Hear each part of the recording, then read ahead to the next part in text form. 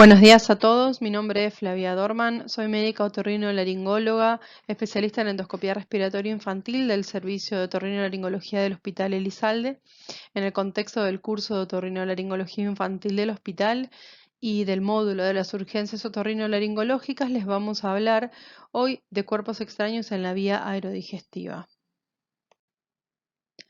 Los cuerpos extraños en vía aerodigestiva pueden ser cualquier elemento que está al alcance de la mano de un chico. Los chicos saben que frecuentemente a edades tempranas exploran con la boca y se llevan a la boca cualquier cosa que esté a su alcance.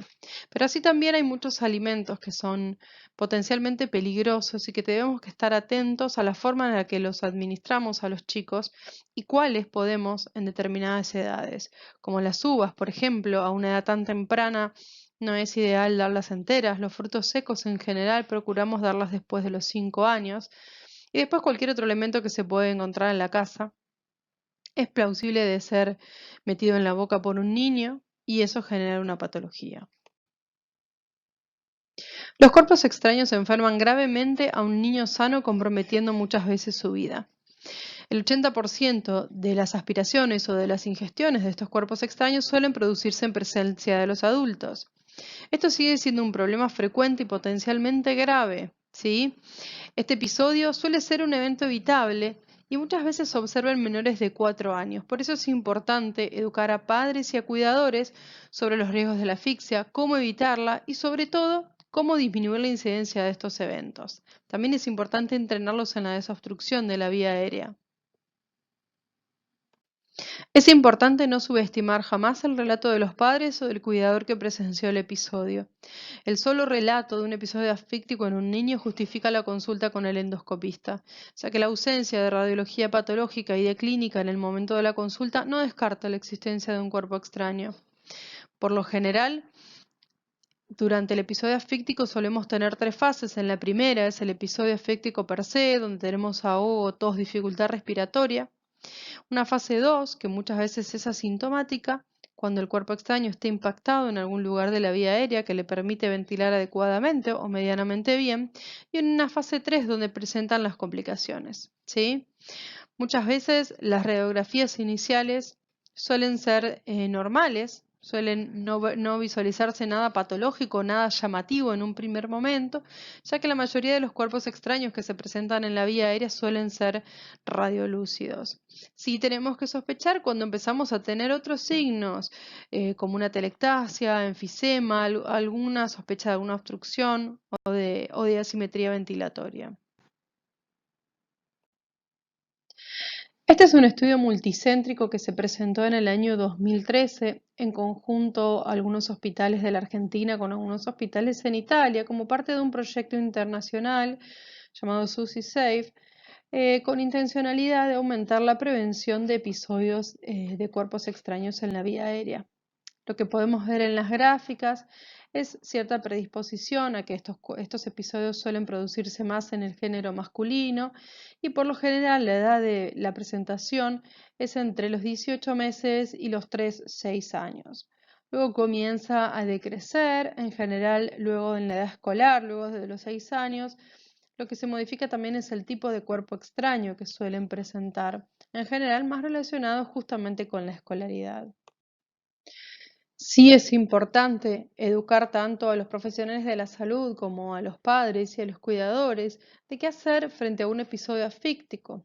Es importante valorar si hay signos de que hay una obstrucción total de la vía aérea o no.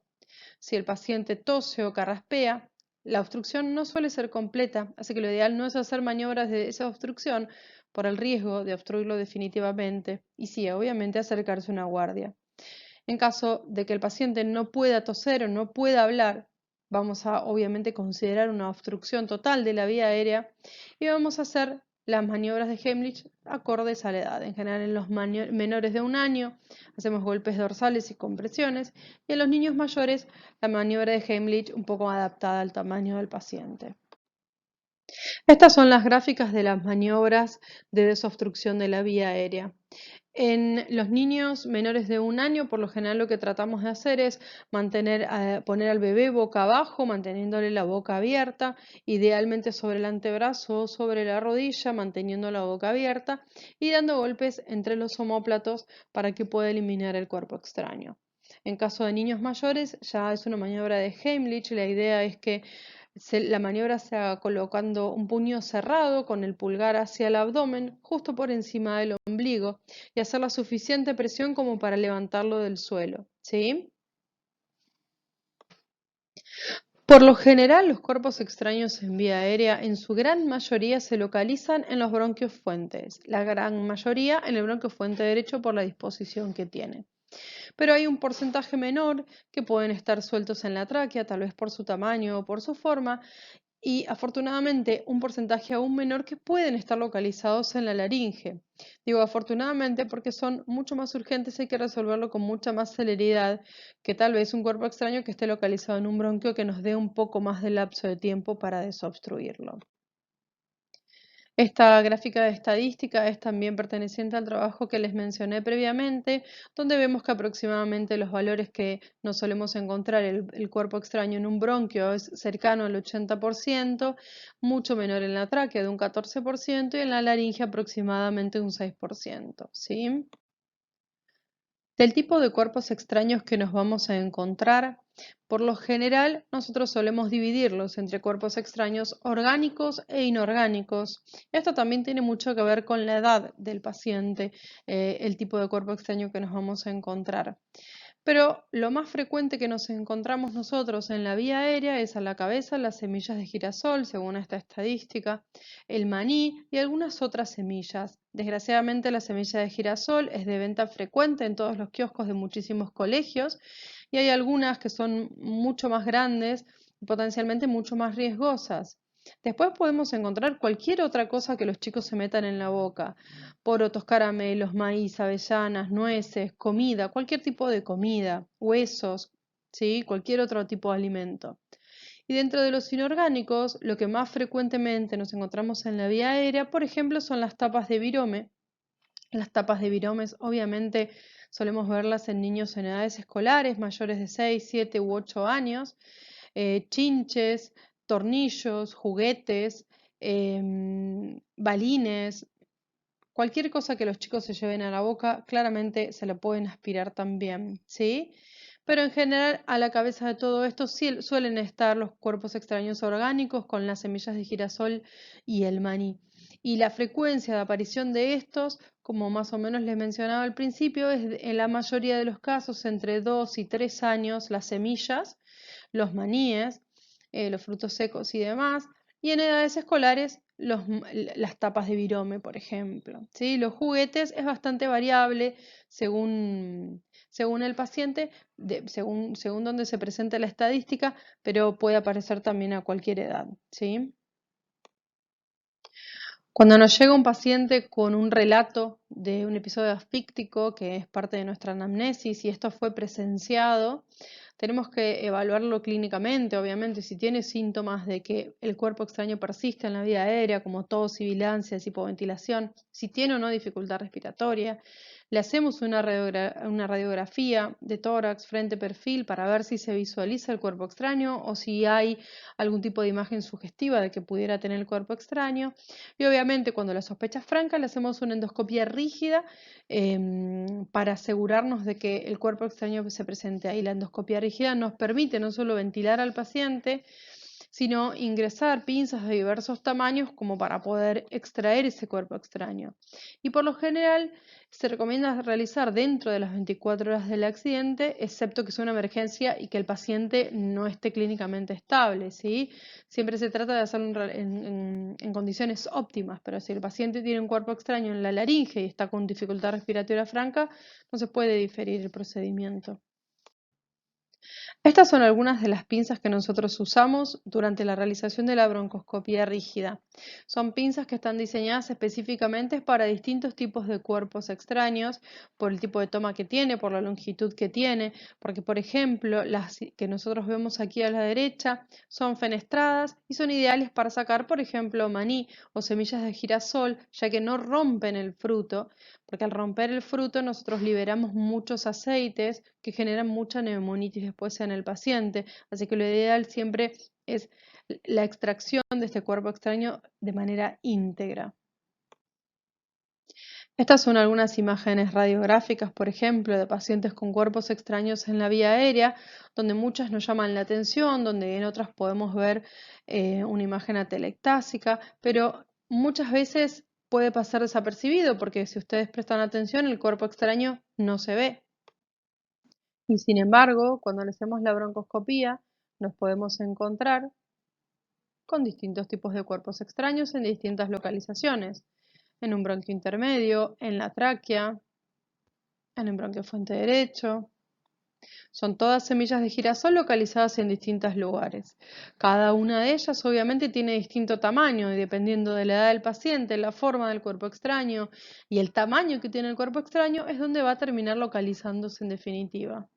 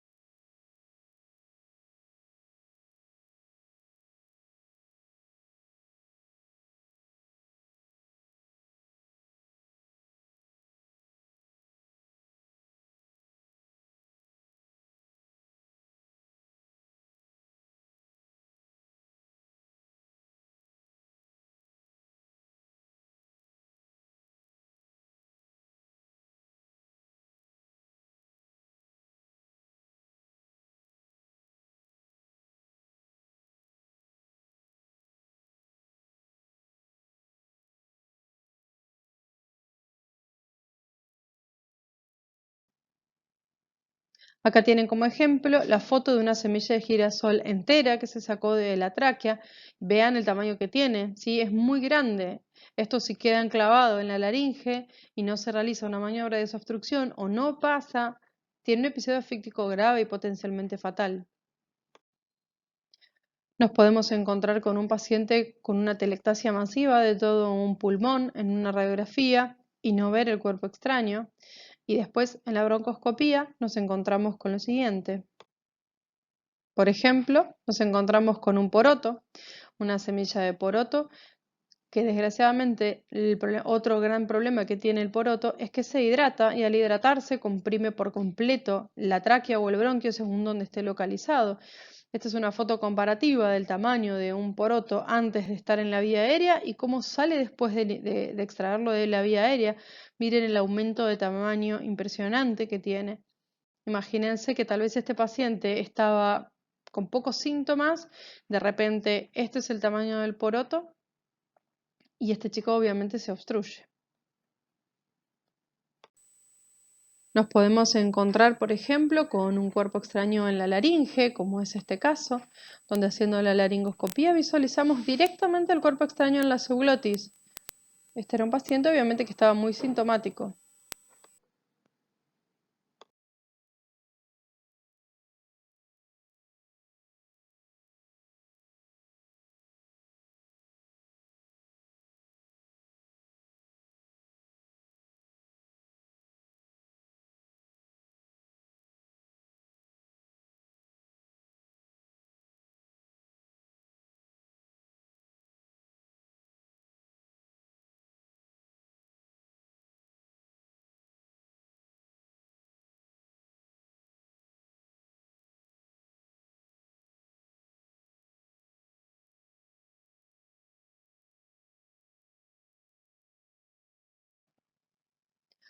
Otros cuerpos extraños que podemos encontrar también en la laringe, menos frecuentes, pueden ser, por ejemplo, hueso de pollo, que a veces algunos pacientes, sobre todo los más pequeños, mientras que están comiendo algún resto de hueso de pollo, de cartílago o de algún trozo de alguna cáscara, puede quedar enclavado en la subglotis y esto genera el episodio asfíctico y persistir en ese lugar, en esa localización.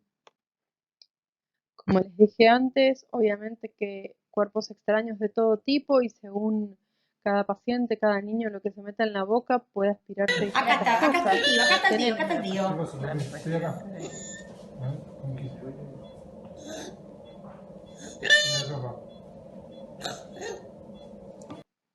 Este nene se había aspirado un silbato de elefantasuegra, que le dicen, había inspirado profundamente para que hacerlo funcionar y se aspiró el silbato. Otro cuerpo extraño, por ejemplo, en la laringe, es esto, una piedra. Los niños a veces se meten piedras en la boca y juegan con piedras. Esta niña tuvo el episodio asfíctico y la piedra quedó enclavada en la subglotis. Afortunadamente tenía un poquito de espacio por la forma que tenía la piedra a través del cual respiraba. Fue derivada de urgencias y se extrajo en el momento. Estaba en la subglotis. Otros cuerpos extraños menos frecuentes, por ejemplo, un tornillo en el bronquio fuente derecho, ¿sí? Nosotros ven, esto es una broncoscopía rígida, donde nosotros nos metemos a través de la boca del paciente y hacemos una visualización y identificamos dónde se encuentra el objeto y lo sacamos con nuestras pinzas especiales. Este fue un protocolo probabilístico que se presentó en un hospital español, en donde se analizaron varias variables predictoras de aspiración de cuerpo extraño y se armó un score con un puntaje para definir si era necesario hacer o no la broncoscopía en base a lo que nosotros presenciamos. Por ejemplo, si el paciente tenía un episodio de atragantamiento que había sido presenciado por alguien, por ejemplo, se le sumaba un punto. Si tuvo un episodio de estridor, difonía o cianosis durante el episodio también. Si tenía sibilancia, se le asignaban 2 puntos. Si hipoventilaba, si tenía una radiografía alterada, etc. Bueno, todos estos puntajes se evaluaban y según el score obtenido se definía si estos pacientes requerían o no realizar una broncoscopía de urgencia. Entonces, si teníamos la sospecha franca del cuerpo extraño en la vía aérea y el paciente se encontraba inestable clínicamente, se realizaba una broncoscopía de urgencia. Si el paciente se encontraba estable, se hacía una radiografía simple. Si se visualizaba el cuerpo extraño, se hacía la broncoscopía. Y luego, en base al score obtenido, se definía qué tipo de estudios hacer. ¿Sí? Si tenía un bajo score, pero el episodio no fue presenciado, se controlaba clínicamente. Pero si tuvo un episodio claro y presenciado, se quedaba con internación hospitalaria por lo menos 24 horas para ver su evolución. En caso de no tener mejoría, se decidía hacer algún otro tipo de estudio. Nosotros por lo general no hacemos todos estos procedimientos. Si nosotros tenemos la sospecha franca de que el paciente tiene un cuerpo extraño, muchos de ellos sí, obviamente continúan en control ambulatorio, pero por lo general no hacemos tomografía de tórax, preferimos hacer inicialmente la broncoscopía, porque la broncoscopía rígida para nosotros es diagnóstica y terapéutica. Entonces, si a nosotros nos confirma que tiene el cuerpo extraño, en el mismo acto quirúrgico nosotros podemos extraer ese cuerpo extraño y no tener que pasar por una tomografía o una broncoscopía flexible. Sí, va a depender mucho de la clínica y muchos de estos pacientes, si no presentan síntomas en el corto plazo, igual se recitan a control y se les da pautas de alarma a los padres, ¿sí? Para que no olviden este episodio que tuvo. Este es el protocolo que nosotros usamos en el hospital, que tenemos en la guardia del hospital, donde si tenemos el antecedente de asfixia, obviamente lo que primero tenemos que evaluar es cuál es el grado de obstrucción del paciente. Si no tiene clínica de obstrucción en el momento de la consulta, realizamos primero la radiografía y evaluamos si tiene alguna probabilidad de que tenga o no el cuerpo extraño, ¿sí? Si vemos que tiene una radiografía normal o que no tiene nada demasiado visible, igual se hace la interconsulta con endoscopía, ¿sí? Pero la urgencia es otra. Si tenemos un paciente con una obstrucción leve, donde tiene tos, donde tiene llanto, respuesta verbal y el estado de conciencia se encuentra conservado, tratamos de no hacer las maniobras de desobstrucción y directamente solicitamos la interconsulta en endoscopía, no esperamos hacer estudios previos, ¿sí? Si el paciente tiene una obstrucción grave, obviamente ahí hay que hacer las maniobras de desobstrucción inmediatamente y en caso de que no elimine el cuerpo extraño, obviamente hay que hacer con RCP, si es necesario intubar al paciente y obviamente hacer la endoscopía de urgencia para eliminar ese cuerpo extraño. Como les había comentado antes en el estudio multicéntrico que se hizo, el proyecto SUSISAFE es un proyecto que trata de aumentar todo lo que sea preventivo a nivel de cuerpos extraños en vía aérea. Tiene una página que se llama Safe Food for Children, donde uno puede ingresar y ver, por ejemplo, de qué forma administrar los alimentos a los niños para disminuir el riesgo de que puedan tener un episodio asfíctico o en caso de que aspiren el cuerpo extraño tengamos menos riesgo de que esa obstrucción sea total y disminuir la posibilidad de que ponga en riesgo la vida de ese paciente. Como conclusión, en lo que respecta a cuerpos extraños en vía aérea per se, siempre tenemos que tener en cuenta la historia de la aspiración del cuerpo extraño. Es muy importante y siempre requiere la evaluación de un endoscopista, incluso cuando los síntomas no son concluyentes o el examen radiológico es negativo. El diagnóstico precoz y el control inmediato disminuye el riesgo de complicaciones a largo plazo. Y es fundamental programar una estrategia de saber qué hacer con cada uno de estos pacientes con sospecha de cuerpo extraño. Por lo general nosotros siempre extraemos los cuerpos extraños con endoscopía rígida, aunque hay algunos países que lo hacen con endoscopía flexible con muy buenos resultados también.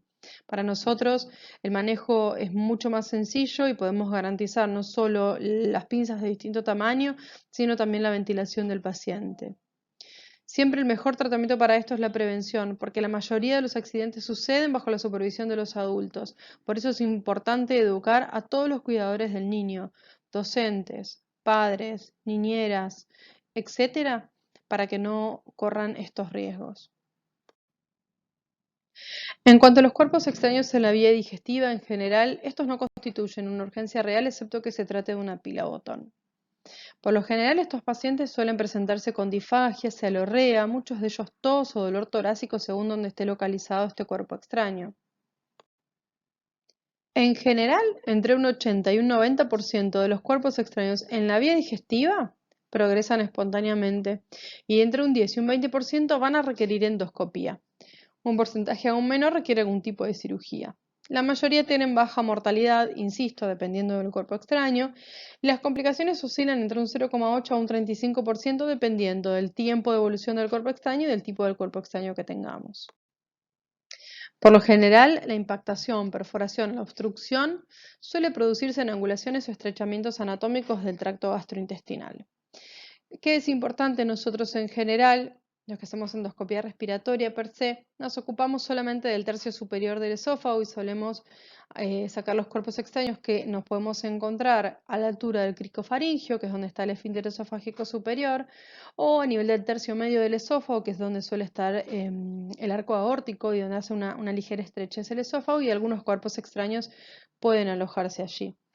Por lo general, aquellos que están más allá de estos lugares suelen ser evaluados directamente por el servicio de endoscopía digestiva. Y claro que como tipo de cuerpo extraño en la vía digestiva, obviamente vamos a tener un crisol de cuerpos extraños muchísimo más variables aún que los que nos encontramos en la vía aérea. A la cabeza, obviamente, y en la mayoría de los casos nos vamos a encontrar esto que es una moneda, ¿sí? La mayoría de las veces la moneda queda detenida a nivel del cricofaringio, es lo más frecuente y es lo que más nos encontramos nosotros, pero tenemos casos en los que también se puede quedar alojada en el tercio medio del esófago. Pero por fortuna o no, este es el cuerpo extraño más frecuente en el esófago. Como les decía, acá tenemos distintos tipos de cuerpos extraños que nos vamos a ir encontrando y que los vamos a ver en distintas imágenes. Esta es otra moneda vista de frente y de perfil. Es importante siempre, ante la sospecha de un cuerpo extraño redondeado como este, por más que tengamos el relato de que era una moneda, que igual hagamos la radiografía de frente y de perfil justamente para descartar que no sea una pila. Esto, por ejemplo, era una chapita de un encendedor. También acá lo vemos en el esófago. Otras monedas que vemos también en el esófago, si ustedes se fijan, esta moneda está un poquito inferior a las monedas que vimos previamente. Esta está en el tercio medio, esta está alojada hace mucho más tiempo ahí. De hecho, este paciente se realizó una radiografía porque tenía tos persistente que no mejoraba con el tratamiento médico. Se realizó la radiografía frente y perfil, donde se evidenció que estaba la moneda en el tercio medio del esófago. En el perfil lo que podemos a su vez ver, si prestan un poco más atención, es que hay una reacción alrededor de este cuerpo extraño. Tenemos una periesofagitis que lo que hace además es disminuir el calibre de la vía aérea justamente por el tejido inflamatorio, ¿sí? Este es otro paciente que también tenía una moneda en el tercio medio del esófago, que tenía tanto tiempo alojada esta moneda ahí que en la endoscopía no era visible por todo el tejido de granulación que tenía por sobre la moneda. Se hizo una radioscopía y fíjense la distancia del esofagoscopio a la moneda. No se llegaba a ver. Este paciente obviamente se le dio tratamiento médico con corticoides, antibióticos para disminuir ese tejido inflamatorio y de granulación y luego se pudo extraer la moneda. Otros cuerpos extraños un poco más atípicos, por ejemplo, una goma de borrar, esto era una nena adolescente o de 10 años, como les decía, más asociados a ya la escolarización. Una llave también, como les dije, todo lo que los chicos se lleven a la boca son plausibles de ser tragados y que queden atorados en algún lugar de la vía digestiva. Otros ejemplos de cuerpos extraños, dijes, a veces los dijes los podemos visualizar, por ejemplo, en el cricofaringe. Esto, si ustedes ven, esto es la laringe y justo por detrás está la apertura del esófago, que es justamente donde está el músculo cricofaringeo. Ahí se puede visualizar, por ejemplo, un dije incrustado. Esto, por ejemplo, es ni más ni menos que un cierre. Los chicos a veces juegan y se ponen el cierre en la boca para jugar y a veces se lo pueden tragar. Un alfiler de gancho también. Ahora es un poco menos frecuente de ver, pero se siguen viendo. Antes era un poco más frecuente tanto la aspiración como el atragatamiento o el atoramiento con alfileres de gancho. Antes había muchos más grandes también. Estos cuerpos extraños tienen la particularidad de que no los podemos ver en la radiografía porque son de plástico. Entonces, ante la sospecha franca de la presencia del cuerpo extraño y un paciente que persiste sintomático y un cuerpo extraño no visible en una radiografía, lo que nosotros hacemos es un esofagograma, donde lo que podemos ver es un signo negativo a donde está localizado el cuerpo extraño, que nos confirma que ahí hay algo que no está permitiendo que el contraste tiña. Este, por ejemplo, es otro cuerpo extraño que también se encontraba en el esófago, que también estuvo durante mucho tiempo y que tenía síntomas respiratorios. En realidad este chico tenía tos persistente y como en el anterior que les mostré, también se hizo la radiografía y fue un hallazgo el cuerpo extraño en el esófago. Esto era una arandela metálica, donde la vemos acá también en el esófago y vemos la misma reacción inflamatoria que vimos en el otro paciente, porque esto no sabemos cuánto era el tiempo de evolución que tenía, porque el niño no lo podía referir. A este paciente se le hizo una broncoscopía, en realidad, se le hizo una valoración de la vía aérea, donde vemos en realidad donde el tejido inflamatorio pericuerpo extraño en el esófago comprimió la pared posterior de la tráquea. ¿Sí? Este chico además tenía estridor y tenía bastante tos, porque estaba con esta obstrucción que le generaba el tejido inflamatorio. El cuerpo extraño se había quedado incrustado en un bolsillo que se le había hecho en la pared anterior del esófago. Y este era el cuerpo extraño, miren, era bastante grande.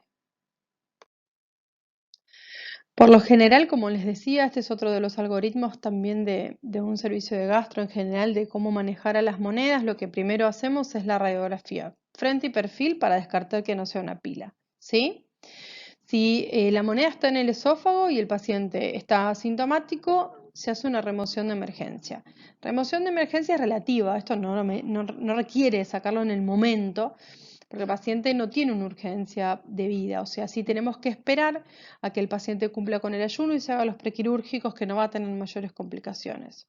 Si el paciente no tiene ningún tipo de síntomas, se puede sacar dentro de las primeras 24 horas sin ningún inconveniente.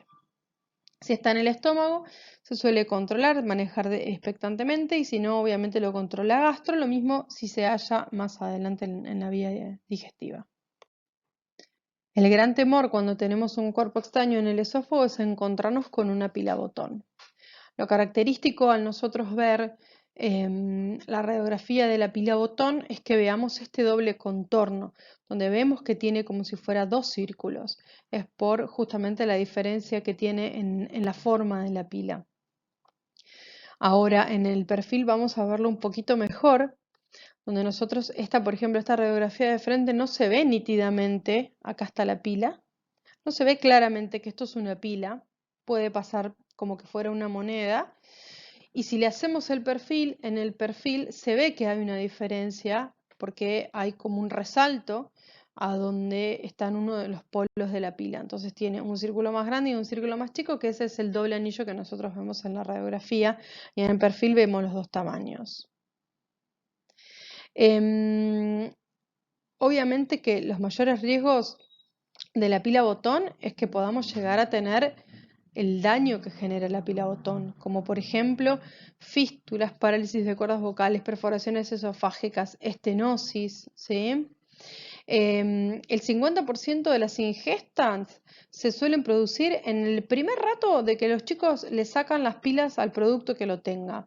La mayoría, hay muchos productos que siguen viniendo con pilas botón, y si bien en muchos tienen medidas de seguridad y les ponen tornillos y demás para que no puedan sacar esa pila, muchos juguetes se caen, se rompen, los que son de peor calidad, y la pila botón se sale y puede ser visible, y al chico le llama la atención, se la puede poner en la nariz, se la puede poner en un oído, se la puede tragar, ¿sí? El mecanismo de lesión, por lo general, de la pila botón suele ser o la necrosis por presión, o la lesión por el cáustico, por los electrolitos, la quemadura eléctrica, puede ser por toxicidad, muchas veces en las de mercurio, ¿sí? Como factores de riesgo fundamental son las baterías de litio, que sea de más de 20 milímetros de diámetro, que sea una pila con carga. Si bien la pila puede no tener suficiente carga como para activar un juguete, la pila, la carga que tiene puede ser suficiente como para generar daño y necrosis en la mucosa del esófago, ¿sí? El tiempo de ingesta en general ya a las 2 horas tiene daño y tiene necrosis en el esófago, y mayor a 6 horas, 8 horas se considera altísimo riesgo de perforación esofágica. Si tiene más de una pila ingerida, si la ingesta fue además asociada, por ejemplo, con imanes. Por lo general, cuando una pila ingresa en el esófago, el paciente está estable, se procura hacer una remoción de emergencia. La idea es que la pila tiene que ser eliminada dentro de las 2 horas que ingresó al esófago, ¿sí? Y evaluar si el paciente se encuentra inestable, si tiene algún tipo de sangrado, tienen el riesgo de hacer fístulas aortoesofágicas, por ejemplo, estos pacientes. Así que es muy importante el tratamiento interdisciplinario de estos pacientes y estar muy atentos, porque esta es una urgencia potencialmente fatal. Este es otro protocolo, por ejemplo, que se realizó de cuerpos extraños para el estudio y tratamiento, donde vemos más o menos lo mismo que estuvimos charlando, qué hacer ante cada cuerpo extraño, cuándo lo vamos controlando y cuándo no. Nosotros les vamos a mostrar acá el que usamos en el hospital, es uno por ahí de los que manejamos con mayor frecuencia, ¿sí? Cuando nosotros tenemos el antecedente del ingesta o del atoramiento por un cuerpo extraño, lo primero que hacemos es obviamente una radiografía, ¿sí? Si no tengo este antecedente, pero el paciente tiene clínica, como cialorrea, disfagia, babeo, a veces dolor torácico, también le podemos solicitar una radiografía como para ver si hay un cuerpo extraño. Y si lo confirmamos, tenemos obviamente que descartar que no sea, primero que nada, una pila botón. Si lo es, extracción urgente; si no lo es, solemos extraerlo dentro de las 24 horas. Si no se confirma el cuerpo extraño en la radiografía, pero el paciente persiste con síntomas, le pedimos el esofagograma. Si lo confirma, le hacemos la endoscopía. Si no lo confirma, le hacemos un control clínico al paciente según cómo evolucione. Bueno, esto sería todo de los cuerpos extraños. Espero que les haya quedado claro. Si tienen cualquier duda, me pueden escribir, pueden escribir también al curso y espero que les haya sido útil. Hasta luego.